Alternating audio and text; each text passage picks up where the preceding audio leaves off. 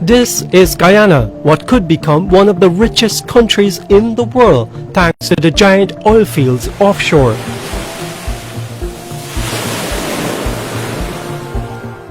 But today, this is Georgetown, virtually paralyzed. And if you argue it isn't, then it soon could become if the protracted electoral process is not concluded and if there is no decisive leadership springing from a legally elected government in place. It is now 2 months since Guyanese went to the polls in what was described as the mother of all elections, but a winner is yet to be declared. It has to be one of the longest elections, if not the longest, since this country became a republic 50 years ago. We dare say it has been the longest any democracy has seen, yet alone one with just about 500,000 voters. It is certainly one of the most notorious elections this country has ever witnessed. No one thought that with modern technology and live broadcasting that electoral fraud could be attempted. But we were all in for a very ugly surprise. Good morning to everyone. Today is the day when all of Guyana will exercise their franchise. And I'm very hopeful and prayerful that we would also have an incident-free election day. March 2nd, the Pearl Nursery School, the pride of this village, located some 16 miles from the capital Georgetown. It is here that President David Granger chose to vote. Just after sunrise, the President, his wife Sandra and daughter Afua made their way to the polling station and voted. Many had already lined up to vote. The importance of the elections was driven home on the political platforms. The process of voting was relatively easy and simple and went without glitch. Well, almost.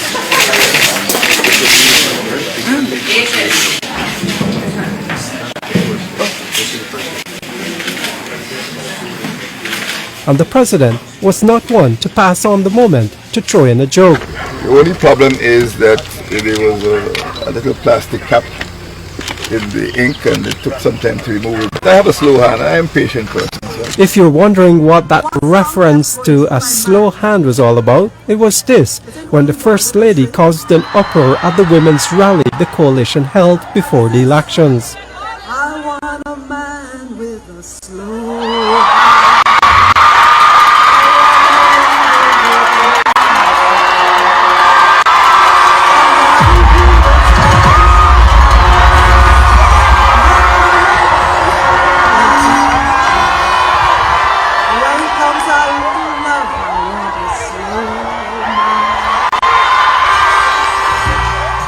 There were long lines at every polling station one could witness from the public roads across the country. Mr. Irfan is walking into the polling station and here he is. Any comments? Any comments? As soon as I come out, I'll give you a comment. Thank you very much. Across the river at Lenora, West Coast Demerara, the President's challenger, Irfan Ali of the PPP. While the media was allowed in to witness the President voting, there were no such arrangements for the media when Irfan Ali voted. However, that process also went smoothly. Well, the process is a very simple process, and it went smoothly. I was able to cast my ballot. Back in Georgetown, the Guyana Elections Commission GECOM was pleased at how the process started. At the end of the day, all electors listed at all the polling stations would have been afforded an opportunity to exercise their franchise. Voting continued smoothly across the country and no major incidents were reported. This is our import into Guyana. If you want the right person, you want to see the right things happen, you're going to come and vote for that person. And the values that they have that you are coincided with, that's why we came, to make sure that we have a say. International observers invited to witness the process fanned out to different parts of the country. The atmosphere everywhere has been professional, even positive in this sense. I didn't feel any and didn't see any problems so far. We're here at the South Rhine Belt Secondary School in Georgetown, where the head of the Organization of American States Observer Mission, Mr. Bruce Golding, is leading the delegation to observe polling places here to see about the conduct of these elections. Retired Justice Claudette Singh is also visiting the South Rhine Belt Secondary School where polls are happening. She too has been going around and checking and making sure that things are okay. So 6 hours after polls opened, any major reports of any incidents? No, not as yet. Nothing. And I don't expect anything. I expect everything would be going very smoothly because the POs and everybody, the staff was well trained. Thank you very much, Sharon. As the day went along, peace prevailed, and from that smooth process, there was expectation that the tabulation of the votes would be smooth and results would come in early. It is not good to have an election on Monday and several days can pass before the people of Guyana know what the outcome of those elections are. That is courting mistrust. It is providing fertile ground for rumors and conspiracy theories and so on. And in our discussions with GECOM, we certainly urge them to do everything possible to complete the tabulation and to have the results declared as early as possible. We'll have to wait to see what happens after today. We are out here at the F.E. Pollard Primary School, one of the polling places on David Street in Keety, Georgetown.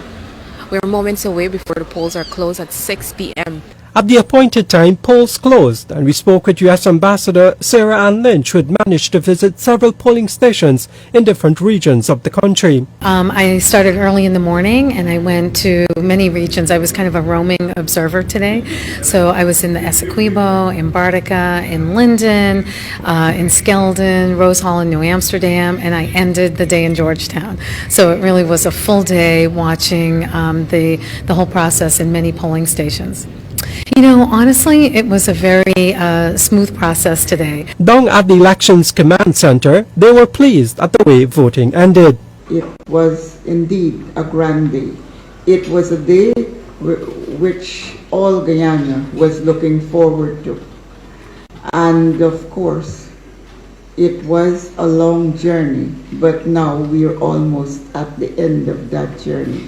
Statements would be received by returning officers who will all commence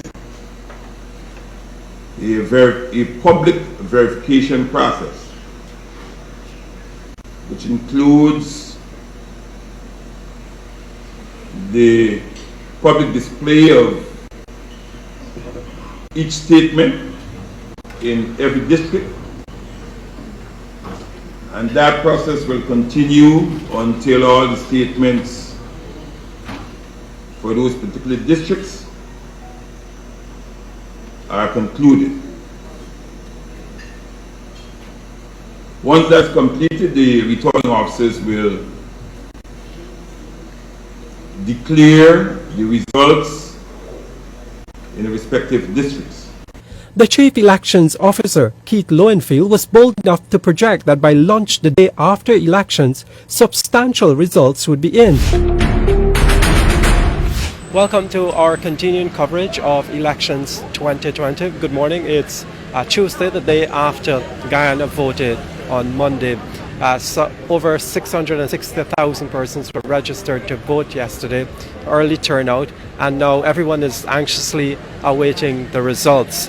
If you think that we have any results, the answer is no. We are awaiting word from the Guyana Elections Commission on those results. They have informed us that there will be a press conference sometime between 11 to 1 p.m. today. We still gotta live. Who win, who lose, we still gotta work hard. So I still have from my boots. Boots to 2,500. I still got from my boots, so still got sale. We don't know later in the day, you know, what's gonna take place. Remember later in the day, I may get quite a few results, you know. So I don't know what's going to take place that time. Those substantial results the day after elections, the Chief Elections Officer promised, never came true. Just a handful was available at the time. Well, we have not received all the results, and so, but we will endeavor to do it as early as possible. That is all I can say at this time. We all want results as quickly as possible, but of course we want credible and accurate results, and so therefore that's the important thing. So everybody just needs to be patient and let GECOM do what GECOM needs to do.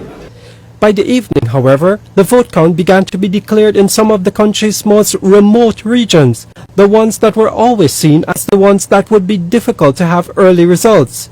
First up, Region 8, deep in the Pacaraima Mountains at the center of Guyana.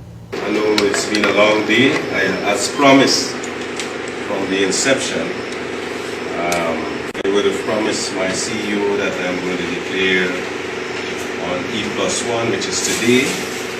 Although we had some delays earlier in terms of the inclement weather, but I still managed to have the results with me, all the SOPs in my possession.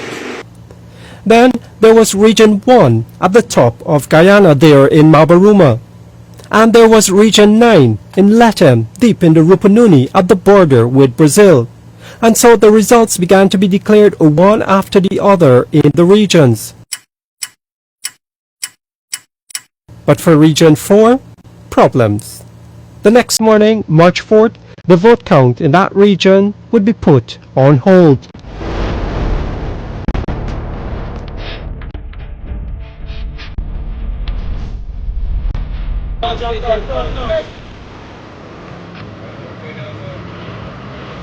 The returning officer for Region 4, Mr. Claremont Mingo, is being rushed to the hospital from the GECOM Media Center at Hatfield and High Street, Georgetown.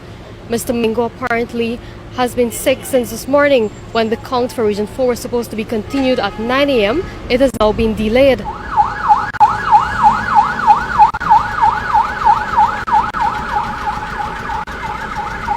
The verification process, which was adjourned abruptly last night at about 9 p.m. to resume this morning at 9 a.m. has not yet begun and has not yet resumed, and is now after 11. Meanwhile, in the other regions, such as in Region 3, results were being declared. At this moment here, I'm going to declare the final results of the general and regional elections held in District 3 on the 2nd of March 2020. The transparency of the election with respect to the party scrutineers from the major political parties is a good bedrock of transparency on which these elections are built. And that transparency should continue and must continue throughout the tabulation and reporting process to ensure that that level of transparency is maintained. The mission concludes that the March 2nd, 2020 poll was free, fair and transparent, and the mission expects that the results of the poll will reflect the free expression of the will and aspirations of the Guyanese people for a government of their choice. Back in town, it turns out nothing serious with Claremont Mingo, the returning officer for Region 4, who had been taken to the hospital in stretcher. Here, he is walking out a short while after. Now, the country was in for a bizarre turn of events. First, let me explain what happens at every polling station. Once voting ends at 6 p.m., the votes are then tabulated. Once it is tabulated, a statement of poll is produced at every single polling place and posted outside the polling station. There were 2,339 of those. All the statements from a particular district are then sent to one central location where they are tabulated, and the winner of that particular electoral district is then declared. And so it is those statements of poll, the original copies of which are given to political parties, that should be used in tabulating the votes of any particular electoral district. That process went smoothly in Region 4, the largest electoral district, until the afternoon of Wednesday, March 4th. What appeared almost like magic at that time was a spreadsheet which GECOM officials said contained the figures from the statements of poll. No one believed it. No one saw that spreadsheet being prepared. Especially could they not believe it when the numbers being called from the spreadsheet did not accurately represent what was on the statements of poll, copies of which they had received from those polling stations. Take one example. For 109, annual 3, Acme plus AFC 133, CG 2, LJP 3, PPPC 206, PRP 3, PCI 2, TNM 0, URP 0, 352. And this case was multiplied many times over. The parties objected to the use of the spreadsheet with fictitious numbers, and it was determined that the process would go back to how it was done before. But then, more drama. We would be in for a very long night. They put 2 persons. After protracted delay, the persons worked for less than 2 hours, and suddenly they got tired. And all they're doing, they're sitting in a condition room, and all they're doing is calling information from a sheet of paper.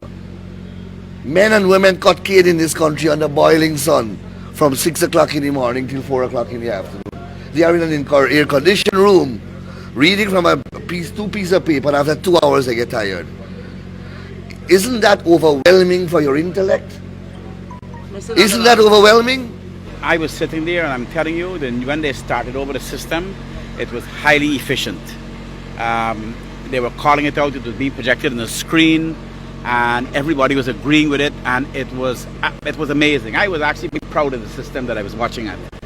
And then after about an hour, the girl asked, she said, let's take a 15-minute break. Everybody took a 15-minute break. When she came back and they started again, within 10 minutes, she said, I'm closing it down and we're starting again tomorrow. And I was like, what? Did you have a process in place where you had a rotation of staff to do the work that you need to get done? We always have. Today, we started the day, and the RO, who is the statutory officer, took ill. He was hospitalized. The conduct of the process relies on statutory officers. He is ill, he's gone to recoup tomorrow. I continue the process with 2 other officers, 2, to push the process. One, as you know, you saw her, she is with child, and she is left. It's just a bad day. So you're looking for somebody new now? And that is why I'm here, and that's why I'm saying to you from the outset, that is why I'm here. Well, are your party agents prepared to continue for the rest of the night? But I don't know, I don't see anybody here. I just came back, I haven't seen anyone. You don't have party agents here? No, I don't have party agents here. I don't see anyone here. So I don't know what you mean by party agents. I'm the party agent. The persons to sit in the verification process. But I don't see anybody in there. So what? I wasn't here, you knew I left. No, you haven't seen anybody in there, but would you be in favor of the process continuing throughout? But how can you continue the process and there's no one there? Would you ask for them to come? Ask for them to come? Yes. So the process can go throughout the night. To when was it adjourned? About 9 in the morning, they said. Oh, what's good time? You don't have a problem with that? No, why have a problem? But what about the delay? Who took the adjournment? It was agreed that this process Who will took the continue adjournment? through the night. Who took the adjournment? That was. It seems to be a call that was made by the GECOM officials. So you see, I don't have the facts. I came back here. I saw all the In this election, it's called the mother of all elections. Are you satisfied with how this process is going, Mr. Attorney General? Which process? We had a clean election. GECOM conducted the election cleanly. We won the election. We have our statement claims. Bye-bye. Now, I should state for the record that when we restarted the process, the GECOM CEO had said the process would continue unhindered until the entire of Region 4 was counted. We all agreed to this, and we all agreed to a long night. So, Mr. Ban, do you see then realistically the process continuing tonight? I hope it will continue tonight, because the longer it takes, is the more anxiety it would engender. And frankly, we want to get a position where we could tell the country what the position is. We've been waiting for about 2 hours for a DRO to be here so that the count could resume. A DRO is here and has been here for some time. We were waiting on Mr. Lowenfield to get back. Mr. Lowenfield now says it's not his desire to use that DRO. I don't know which DRO he wishes to use. The law provides that a DRO conducted. His desire doesn't factor into the law.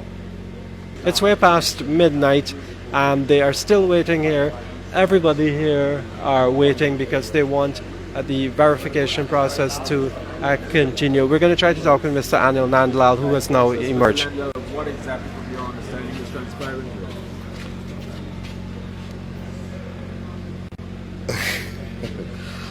This is one of the few moments in my life where I'm lost for words. We're going to try to talk with Rhonda Lamb and from the Citizenship Initiative. She's also on the wait list as well here tonight. What has happened? The CEO has returned, and at this point we're all waiting because he had given us a commitment earlier that the process would restart once we secured the necessary GECOM staff. As far as I'm aware, there is one staff available, but that process has not started as yet. This process is holding up the entire country, and it seems to me that for some reason or the other, GECOM and GECOM's incompetence is holding it back. This is the height of madness. The height of madness. And it's not even being done in a sensible way, in a polished way. Mr. Lowenfield is just embarrassing himself, and he's making a mockery of this commission and the constitutional independence which this commission has.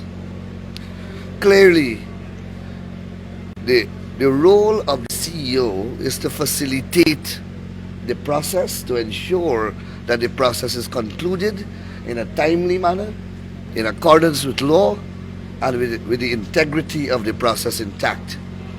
What we are witnessing here is that the person who has that responsibility seems to be undermining, frustrating, and defeating that process. We want a fair election in this country, and I'm afraid that what GECOM has done tonight, it jeopardizes this entire country. And if we are talking about a fair election, what took place today, you would have heard the stories. I don't need to speak and repeat what was said already. And we are asking GECOM to resolve this issue as soon as possible. This is not good enough. And having heard all of that, that is all I want to say to GECOM. Fix this and fix this fast. We have also committed, all the parties here and the observers, that we're staying in that room and we'll be in that room observing and watching as long as it takes to have those results declared. We have a new and united Guyana. There was the Citizenship Initiative and other party representatives who have expressed frustration with what has been happening here for the past couple of hours, more than a couple of hours. In fact, I don't even remember when we first came here. It must have been around 9 o'clock or so. For the rest of the night, the best that we can do is to guard the information that is contained in the structure and ensure that none of it leaves this building. The international observers are present in and out of the room, and they are obviously taking notes, and they're very, very aware of what's going on or what seems to be attempted. Dramatic events, really, as there has been another suspension of the verification of results for this region. The story now is that the technical officer who was displaying data on the screen left the room with the computer and the data on it. The parties are concerned about that. There is absolutely no reason why this region could not have been concluded. And I don't know what the plan is. We all have the results. We have shared our results with the world, all the international community, all the observer teams have it. So I don't know what is the game plan, what's the purpose of this? Because no matter what they do, they cannot undo the results. They know the results, they have it, and we have made ours public, and we're going to make it public tomorrow. When I say public, I mean public to the press. More dramatic developments this evening. As we reported shortly after the process for the resumption of the verification of results for region number 4 commenced, one of the officials of GECOM complained of feeling tired, and he left the room with a laptop and a flash drive containing the data that was being verified. Now that stunned the observers and political party leaders observing the process and in fact doing the process of verification. Now things changed dramatically after that happened, because some persons reported seeing the official in another room with the data, working on the computer. They've made allegations, which we will not get into, but they said they saw him working on the laptop when he complained of feeling tired and said he needed to go home. It is unclear who called in the police, but we saw a number of police officers, including a subdivisional commander, come at the building. There were what appeared to be officers of the Criminal Investigations Department also inside the building. The officers questioning persons who were in the room at the time the young man walked out with the laptop and the flash drive. That young man is also in the room where the police are questioning those who saw exactly what transpired. He went over to the computer, he turned off the projector, then he was taking the flash drive because we were working out of the computer. He then informed us that he was exhausted, that we would have to leave, and we said no actions are not going to happen. After this, he took the SOPs that we were working on. They're taking some statements about what has happened, because it really was unusual in the circumstances. It might even be sinister that the person got up, removed the flash drive, took it away to another room and was working on it on a computer. Chief Elections Officer of the Commission just arrived with a party of policemen and walked straight into the building. He did not offer any comments to the media. Political party leaders say they were trying to contact him after the situation developed. When Mr. Lowenfield left here earlier, he gave the assurance that personnel were put in place to continue the verification process. That is the concern of political party leaders and observers. They want this process to go on tonight regardless of what happens, because the declaration of the results of Region 4 hangs in the balance at the moment. It is the only result left to declare the March 2nd, 2020 elections. The process of transference process has closed that statute that you have white array. All your officers say, why you don't take over the chief officer and do it, declare the result? Why you don't do that? Then you fall in there. You don't get nobody in the whole country and they will know. I can ask the question.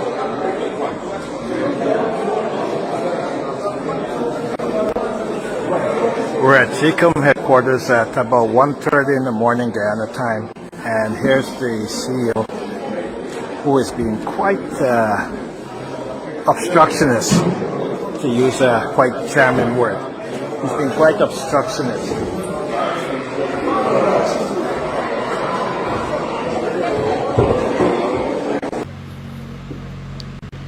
So we're trying to find out what is happening here. There are police officers, a van load of riot police just arriving on the scene, the headquarters of GECOM for these elections, the GECOM Command Center, the office of the returning officer. You can see in the distance the police lined up there. So the remaining police officers are leaving the office of the returning officer for Region 4. You can see them, they're leaving. They were called in after a staffer left the room where verification was taking place, saying he was tired and wanted to go home, but instead he was noticed in an adjacent room with the laptop and flash drive of the statements of polls which were being verified. So as we are mentioning, the police officers seem to be leaving this building. The police came. They did not enter the room where the operations are taking place. They did not take the flash drive, which was, I think, a sensible thing. So the flash drive is there, the computers are there.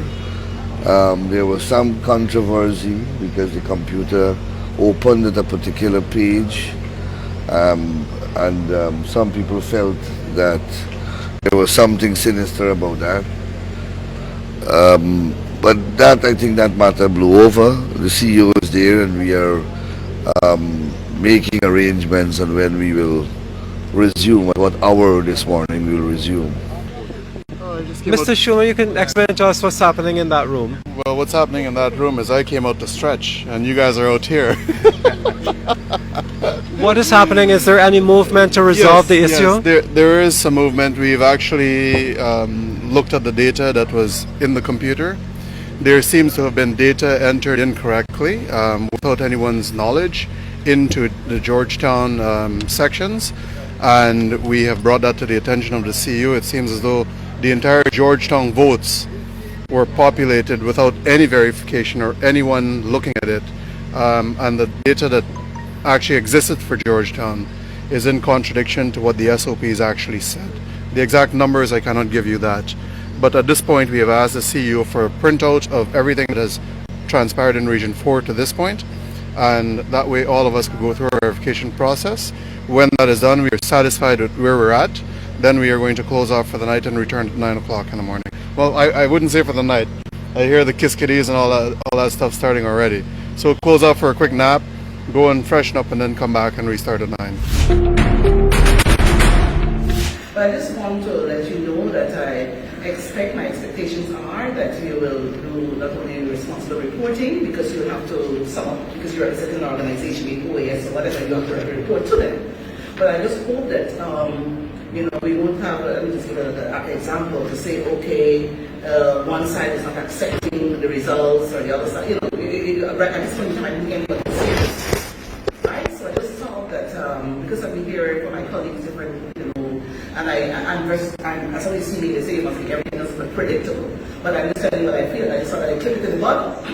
We cannot use time and separation of supposed development as an excuse for Guyana. Prime Minister Arthur made a point. There's a process, and the process needs to work. This is our process. Let our process work. As simple as that. Let us get on with it. And there's one other thing, which is this is the GECOM. Is it appropriate for you to be having this meeting with us in this building? No, but I would say at this fast, I don't want to say hello and I don't know what you want to say. No.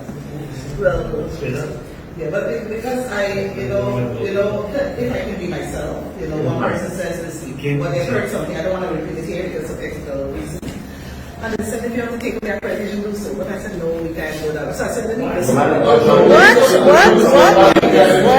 member of the Bar Association, I think we should stop. Yes. I think you should stop. Yes. So I just giving avenue to exit.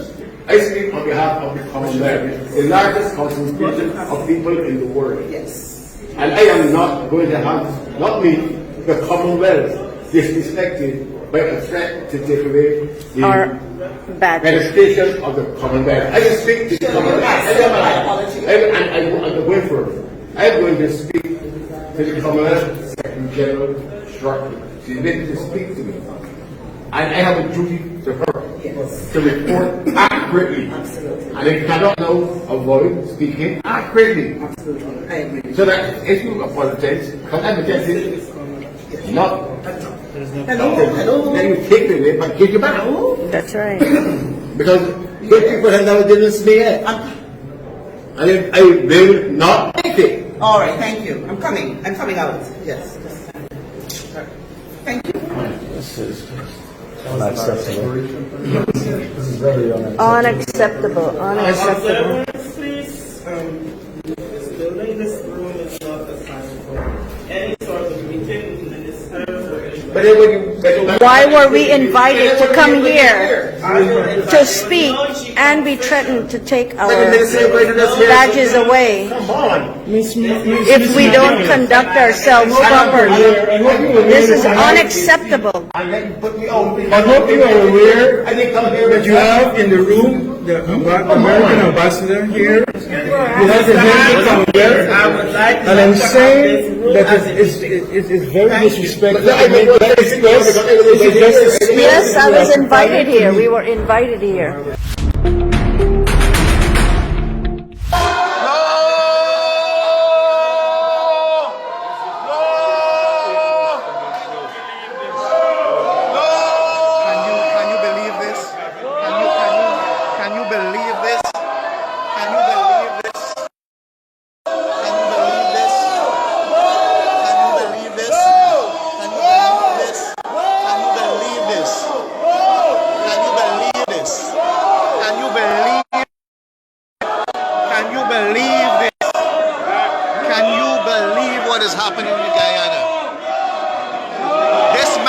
declaring the results.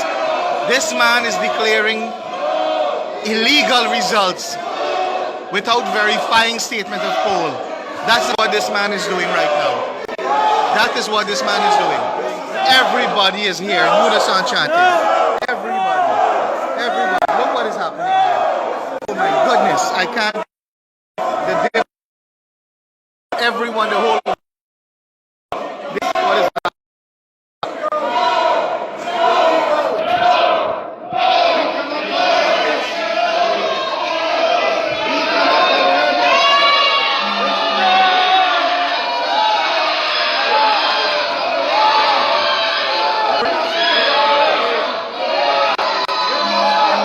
Despite the protest, Mr. Mingo went ahead and made his declaration bearing the signature of Walter Lawrence, the only party representative to sign.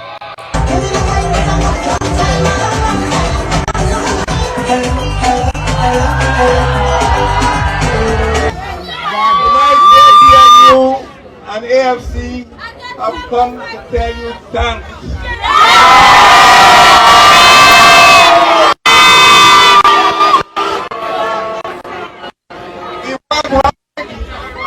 He covered all of the regions.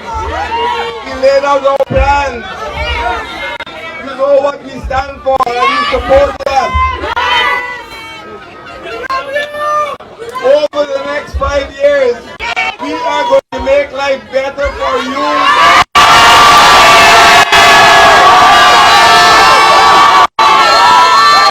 Afternoon AFC tonight are celebrating a farcical, fraudulent victory.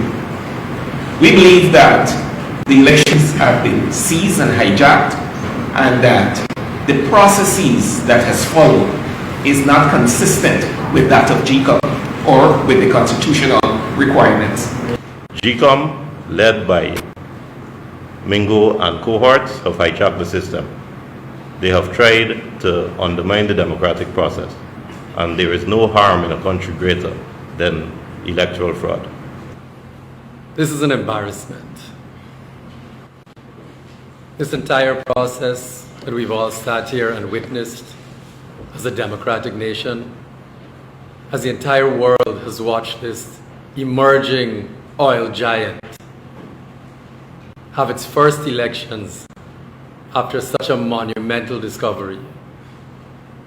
To be sitting here at this table now and speaking on the brink of a dictatorship. Please take your rubbish and leave. The police is in here now and they're putting me on.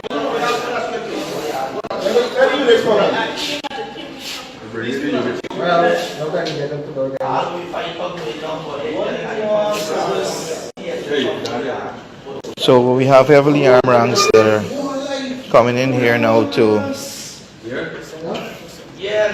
We have heavily armed ranks that are here to physically remove us from here. If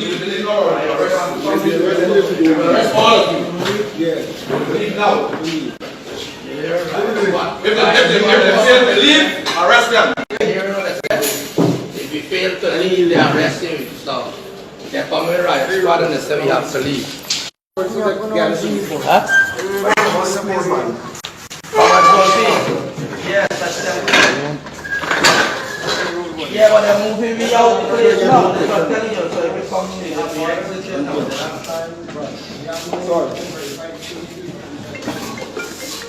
Yeah, hey, let me get some lights. I take up these lights.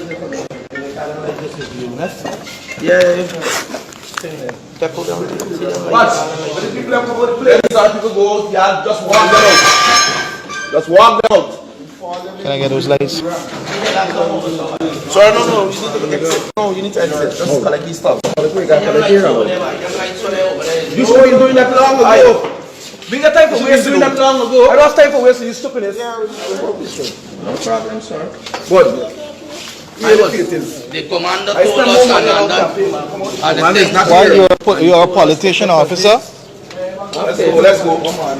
The commander told us to stay under we was told to stay here by So you're being physically removed from the building? Again, we're in front of the Guyana Elections Commission's command center at High and Hatfield Street, Georgetown. This time, the building is closed and secured by police officers. When we first got here a few moments ago, we were told that we were not allowed to come too close to the building.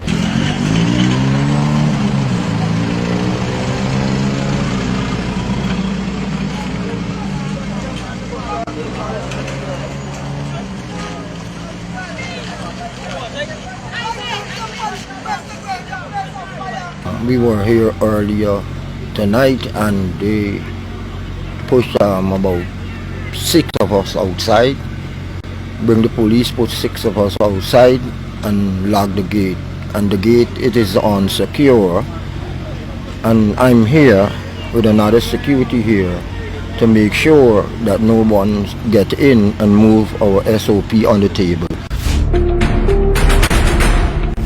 We're coming to you again from the corners of Avenue of the Republic and Bird Dam in Georgetown, a short distance away from the GECOM Command Center located in Region 4. The crowd here has grown a lot from since the last time we gave you an update from this area. However, a few minutes ago we spoke to a lawyer and candidate for the People's Progressive Party Civic, Mr. Sanjeev Datadin, who said that the party was able to serve letters to more than one deputy returning officers for Region 4 calling for a recount of this region. As by requirement, requests for recount were filed by noon, but Mr. Mingo said no. On the east coast of Demerara, protests erupted. This has nothing to do with race, it has nothing to do with power, it is just our fight about democracy. We are here about violence.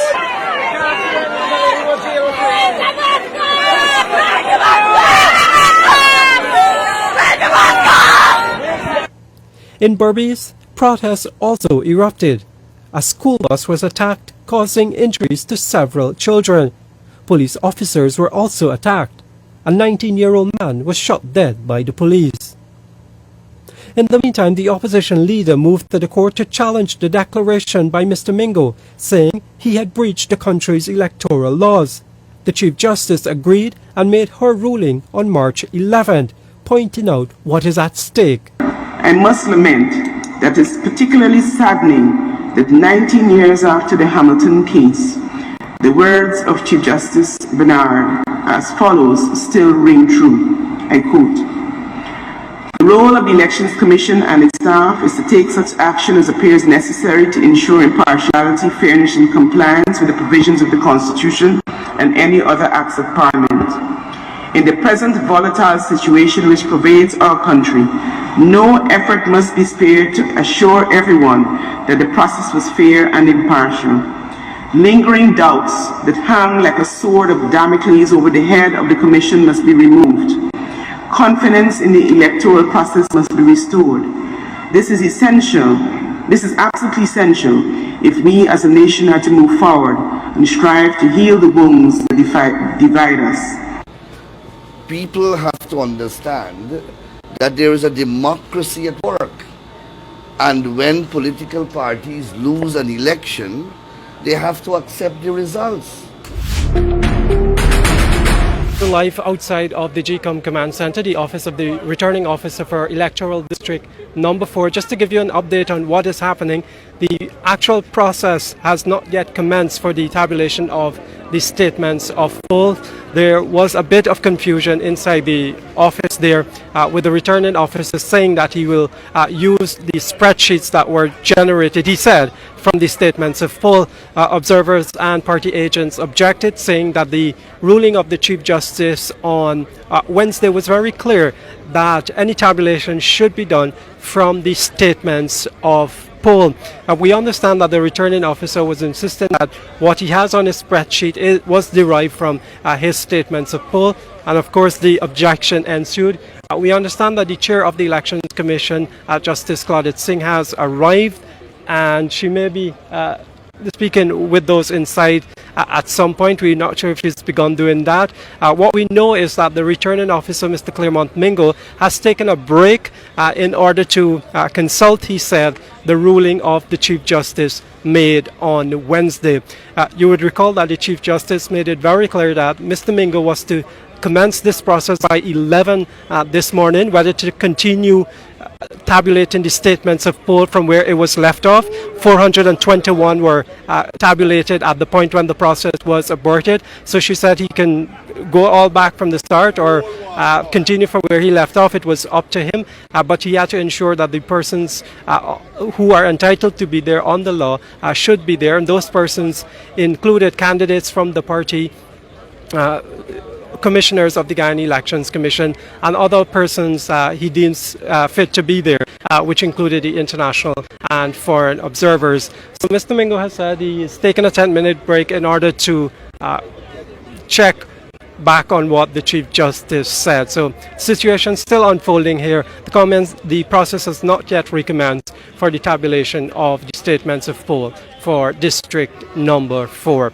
The chair of the Elections Commission suspended the process until she could get a copy of the ruling. Any attempt to be able to stall the process or any attempt to be able to obfuscate the process is one that runs against the spirit of the Chief Justice's judgment, and it is against this background that we pray that even though a statute puts power in the hands of a returning officer, that returning officer will understand that he holds in his hands the future and stability of Guyana as we go forward. The Friday, 2 days after the ruling, the parties were back in court after the opposition leader moved to the court with contempt proceedings, which carry a jail term against Mr. Mingo. But the Chief Justice sent them all in a room to work the matter out. They were unable to, and so they were back in the courtroom. The Chief Justice, this time, was able to get an undertaking that the law would be followed. She said the SOP must be seen, observed by the parties. And the parties present, she did. And the parties present have their role at that process. And that is what we have been asking, struggling, fighting, and canvassing for. Justice Singh, are you pleased with the outcome of today's hearing? Of course. Do you expect your returning officer to comply with the order of the court? Of course, yes, it's the order of the court. Can I ask you, what do you understand the judge to be saying regarding the statements of poll? It was a consensual agreement. Which is that the statements of poll would be displayed? Yes. Despite that undertaken, the very afternoon, what was engineered was a hurried process that again did not follow the law. We can begin this evening outside of the Guyana Elections Commission headquarters on High Street. You would recall that the tabulation of statements of poll for Region Number 4 were being done at a building at High and Hatfield Streets, the Ashman's building. However, after developments at the High Court, which we can report on a little bit later, the process was shifted here because the Guyana Elections Commission said it had a projector readily available at this location so that it could put statements of poll on a screen so that parties and observers could see. But as it turns out, that process was again drowned in controversy. There is no understanding or no visual in relation to the SOPs that are being displayed on the screen. So it's on the screen, but you can't see it. It's on the screen and it's blurred. And we would not participate in a process whereby we cannot identify numbers so that we can compare them with SOPs that we have.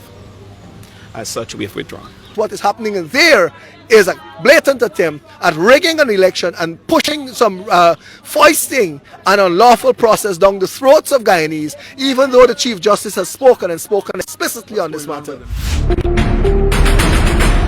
The following day, Saturday, March 14th, it was back in the court.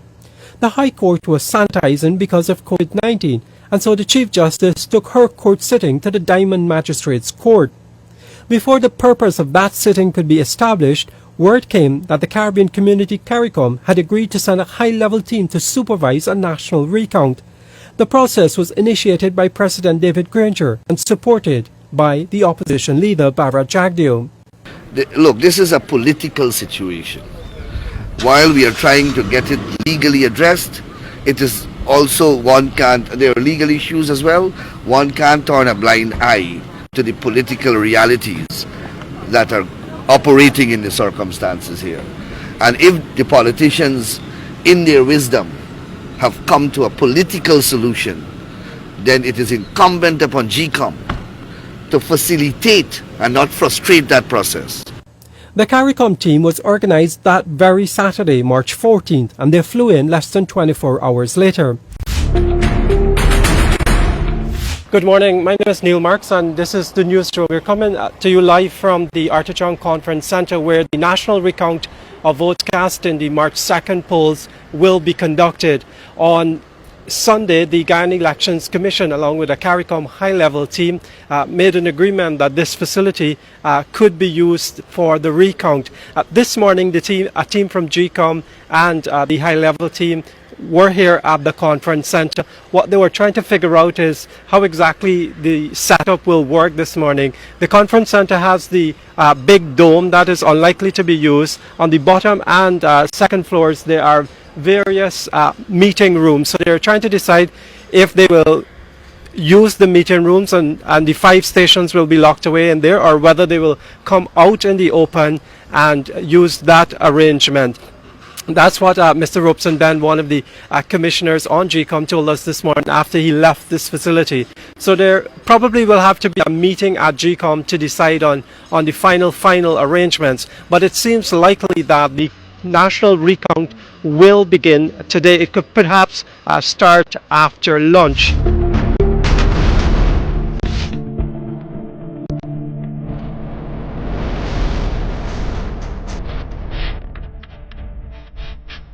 Hello, good evening. This is the newsroom for today, March 16, 2020. We're reporting from outside the Artichon Conference Centre, where a national recount of votes cast in the March 2nd general and regional elections should have commenced, but it has not.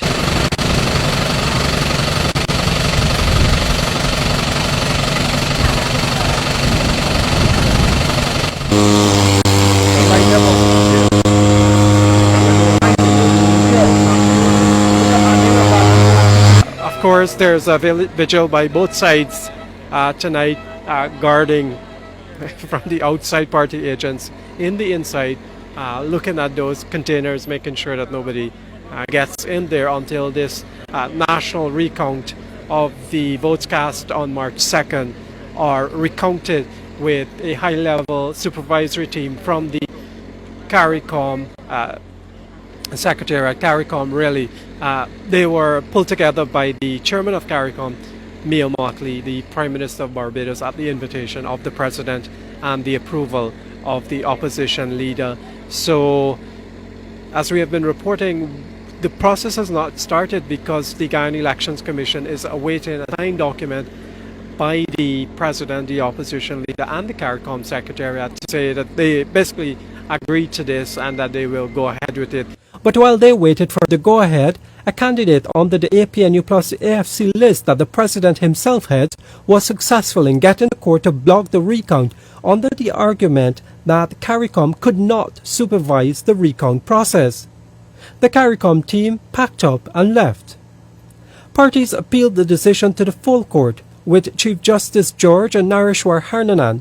That court ruled on March 31st that the laws provide for GECOM to decide how it will carry out its work, and that while the CARICOM team would supervise the process, GECOM was overall in control. It's been a long time since I've heard such a definitive ruling, a decision that was so well structured despite the short space of time that was given.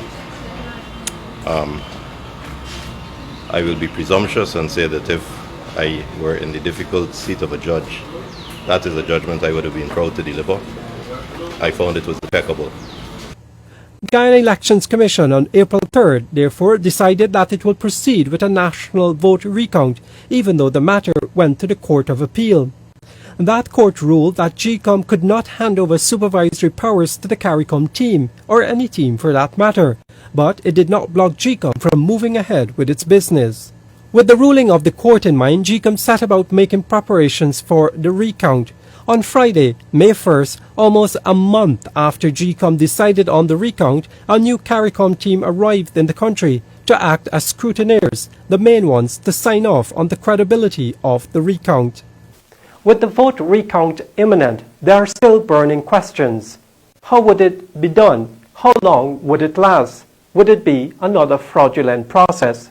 Or would it run smoothly and finally allow the real winner of the March 2nd elections to be declared and allow the country to move on in fighting the COVID-19 pandemic and prepare for the recovery when it is all over?